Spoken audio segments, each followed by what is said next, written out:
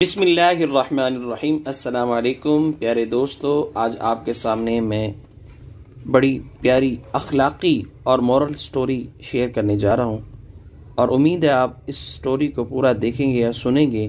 اللہ سے بڑی امید ہے انشاءاللہ اس سے بڑا فائدہ ہوگا۔ چلیں جناب، سٹوری ہے ایک عالم کے امتحان کی حکایت۔ بعض حکایات میں مذکور ہے کہ بغداد کے فقہاء میں سے ایک ایسا شخص تھا جس کی طرف لوگ علم اور اصلاح کے لیے آتے جاتے تھے۔ یہ شخص بہت بڑا فاضل تھا۔ اس نے حج بیت اللہ شریف اور نبی کریم صلی اللہ علیہ وسلم کے روضہ اقدس کی زیارت کا ارادہ کیا۔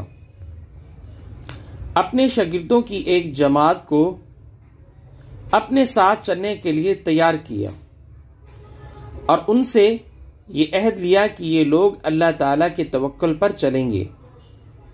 جب ان حضرات نے کچھ راستہ طے کر لیا تو ایک عیسائی کے گرجا گھر تک جا پہنچا۔ ان کو گرمی اور پیاس نے حال سے بے حال کر دیا۔ انہوں نے کہا، اے استاد، ہم اس گرجا گھر کی طرف چلتے ہیں اور دن ٹھنڈا ہونے تک اس کے سائے میں رہتے ہیں۔ اگر اللہ تعالی نے چاہا تو اگلے سفر کو چل پڑیں گے۔ تو شیخ استاد نے فرمایا، جیسے چاہو کر لو۔ تو یہ لوگ اس گرجا گھر کی طرف چلے گئے اور اس کی دیوار کے پاس اتر گئے، اور ان کو تھکاوٹ بھی بہت تھی اور پیاس بھی۔ طالب علم تو سب سو گئے اور یہ شیخ نہ سویا۔ یہ شیخ ان کو سوتا ہوا، طالب علموں کو سوتا ہوا چھوڑ کر وضو کے لیے پانی طلب کرنے چلا گیا۔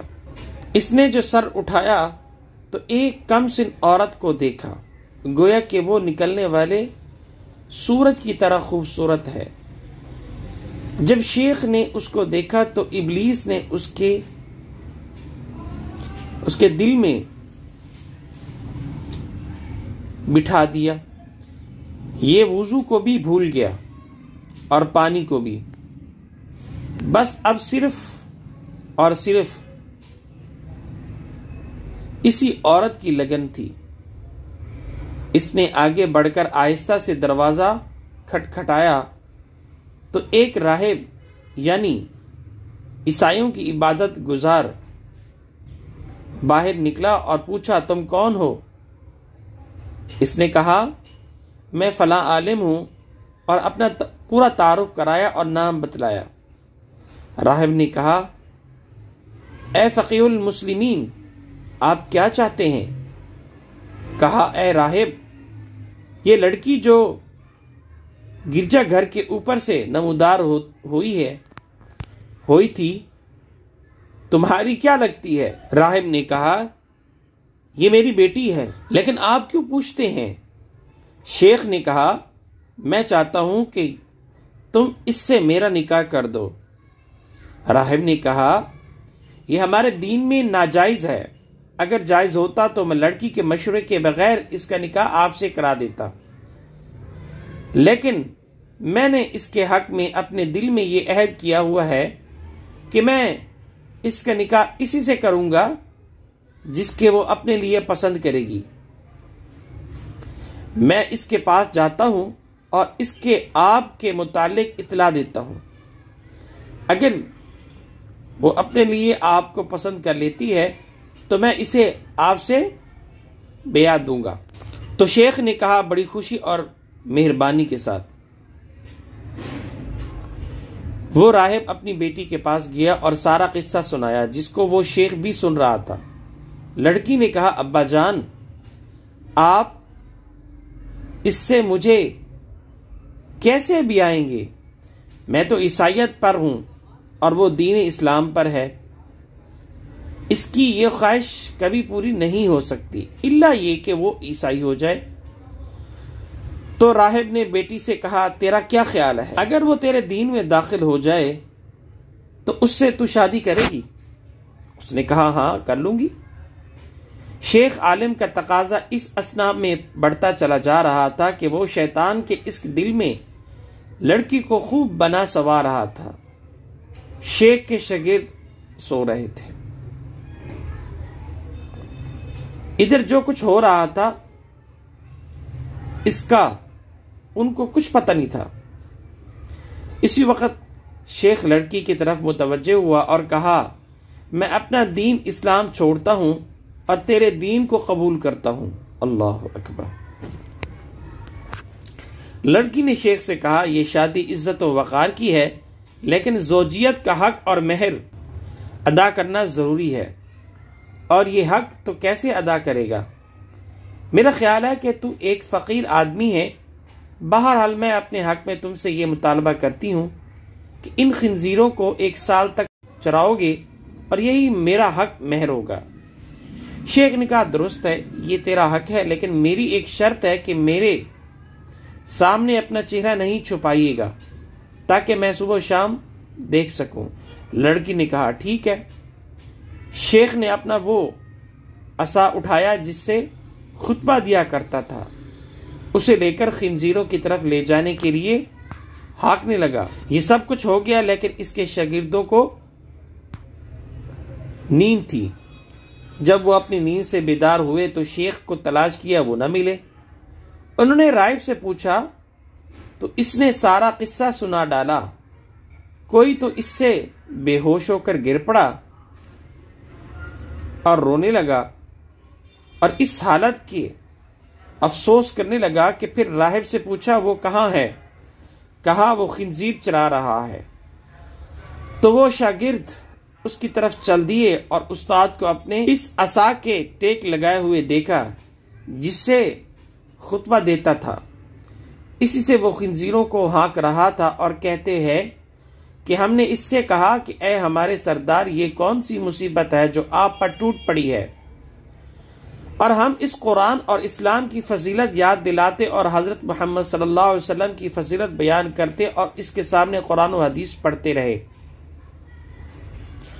شیخ نے کہا کہ تم میرے پاس سے چلے جاؤ، جو تم مجھے یاد دلا رہے ہو اس کو میں تم سے زیادہ جانتا ہوں، مجھ پر اللہ رب العالمین کی طرف سے امتحان نازل ہوا ہے۔ شاگرد کہتے ہیں ہم نے ان کو ساتھ لے جانے کی جتنی کوشش کی ناکام رہے۔ اس کے بعد ہم مکہ مکرمہ کی طرف چل پڑے اور ان کو چھوڑ دیا، لیکن ہمارے دلوں میں اس کی حسرت رہی۔ ہم نے حج کر لیا اور بغداد کی طرف واپس لوٹنے کا ارادہ کیا۔ جب ہم اسی جگہ پر پہنچے تو کہا آؤ شیخ کو دیکھتے چلے، اس نے کیا کیا؟ شاید وہ شرمندہ ہو اور اللہ تعالیٰ سے توبہ کی ہو اور اپنے برے حال سے واپس ہو گیا ہو۔ کہتے کہ ہم اس کی طرف گئے تو اس کے سابقہ حالت پر پایا اور وہ خنزیر چرا رہا تھا۔ ہم نے اس کو سلام کیا اور اس نے ہمیں سلام کا جواب دیا۔ ہم نے اس کے سامنے قرآن کریم پڑھا اور اس نے ہمیں کوئی جواب نہ دیا، تو ہم اس کے پاس سے چلے گئے، لیکن اس کی خاطر ہمارے دلوں میں بہت حسرت رہی۔ کہتے ہیں کہ جب ہم گرجا گھر کی کافی دور نکل آئے تو ہم نے ایک سایہ دیکھا جو گرجا گھر کے کونے سے ہماری طرف کو آ رہا تھا اور زور زور سے پکار رہا تھا، تو ہم اس کے لیے رک گئے، اور یہ وہی شیخ تھا جو ہمارے ساتھ آ ملا اور کہا اشہد ان لا الہ الا اللہ واشہد ان محمد رسول اللہ۔ میں نے اللہ تعالیٰ سے توبہ کی ہے اور جس حالت میں تھا اس سے واپس آ گیا ہوں، اور یہ مصیبت ایک گناہ کی وجہ سے ہوئی جو میرے اور میرے پروردگار کے مابین تھا۔ اللہ تعالیٰ نے مجھے اس کی سزا دی ہے اور یہ اسی کی مصیبت تھی جو تم نے دیکھی ہے۔ کہتے ہیں ہم ان کے لوٹنے سے بے حد درجہ خوش ہونے اور بغداد آ گئے۔ شیخ جتنا عبادت پہلے کرتا تھا اب اس سے کہیں زیادہ وہ اس عبادت کی طرف متوجہ ہو گئے۔ اسی طرح سے ہم شیخ کے گھر میں ایک دن پڑھ رہے تھے کہ ایک عورت نے آ کر دروازہ کھٹکھٹایا۔ ہم اس کے پاس گئے تو اس سے پوچھا کیا کام ہے؟ کہنے لگی شیخ کے پاس آئی ہوں، ان کو بتلاؤ فلاں راہب کی بیٹی آئی ہے اور آپ کے ہاتھ پر اسلام قبول کرنا چاہتی ہے۔ تو شیخ نے اس کے اندر آنے کی اجازت دے دی۔ تو شیخ سے کہا اے میرے سردار، میں اس لیے آئی ہوں کہ آپ کے ہاتھ پر اسلام قبول کروں۔ شیخ نے پوچھا اس کی وجہ کیا ہے؟ کہنے لگی جب آپ مجھے چھوڑ کر آئے تھے تو مجھ پر نیند نے غلبہ کیا تو میں سو گئی، اور میں نے خواب میں حضرت علی ابن ابی طالب رضی اللہ تعالیٰ عنہ کو دیکھا اور وہ کہہ رہے ہیں حضرت محمد صلی اللہ علیہ وسلم کے دین کے علاوہ کوئی دین سچا نہیں ہے۔ یہ بات انہوں نے 3 دفعہ دہرائی فرمائی۔ اس کے بعد مجھے فرمایا اللہ تعالیٰ نے تیرے ساتھ اپنے اولیاء میں سے ایک کا امتحان لیا ہے، میں اسی وجہ سے آپ کے پاس آئی ہوں اور آپ کے سامنے حاضر ہوں۔ میں اشہد ان لا الہ الا اللہ و اشہد ان محمد الرسول اللہ پڑھتی ہوں، اور وہ بزرگ اس سے بہت خوش ہوئے۔ اللہ تعالیٰ نے میرے ہاتھ پر اس کے اسلام قبول کرنے کا احسان فرمایا، اس کو اللہ کے حکم اور جناب رسول اللہ صلی اللہ علیہ وسلم کے طریقے اسلام پر بیوی بنا دیا۔ شاگرد کہتے ہیں کہ ہم پر شیخ سے اس گناہ کے متعلق پوچھا جو ان سے اللہ تعالیٰ کی بارگاہ میں سرزد ہوا تھا۔ شیخ نے بتلایا کہ میں ایک دن کسی گلی سے گزر رہا تھا تو ایک نصرانی مجھے چمٹ گیا۔ میں نے اس سے کہا تجھ پر خدا کی لعنت ہو، مجھ سے دور ہو جاؤ۔ تو اس نے کہا مجھ پر اللہ کی لعنت کیوں ہو؟ میں نے کہا اس لیے کہ میں تم سے بہتر ہوں، یعنی میں مسلمان ہوں اور تو کافر ہے۔ تو نصرانی عیسائی میری طرف متوجہ ہوا اور کہا تمہیں کس نے بتلایا کہ تم مجھ سے بہتر ہو؟ تمہیں علم ہے کہ اللہ تعالیٰ کے ہاں کیا منظور ہے جو تم سے یہ بات کہہ رہے ہو؟ اس شیخ کے متعلق مجھے بعد میں علم ہوا کہ وہ مسلمان ہو گیا۔ وہ بہترین طریقے سے اسلام پر عمل کر رہا تھا اور خوب عبادت کر رہا تھا۔ اسی بات کی وجہ سے اللہ تعالیٰ نے مجھے تنبیہ کی کہ جس کو تم نے دیکھا ہے، ہم اللہ تعالیٰ سے دنیا اور آخرت میں ایمان کی سلامتی کی دعا کرتے ہیں۔ یہ ویڈیو اچھی لگی ہو تو پلیز اس چینل کو سبسکرائب کریں اور اس ویڈیو کو لائک اور شیئر کریں۔ سب دوستوں کا بہت شکریہ، جزاک اللہ۔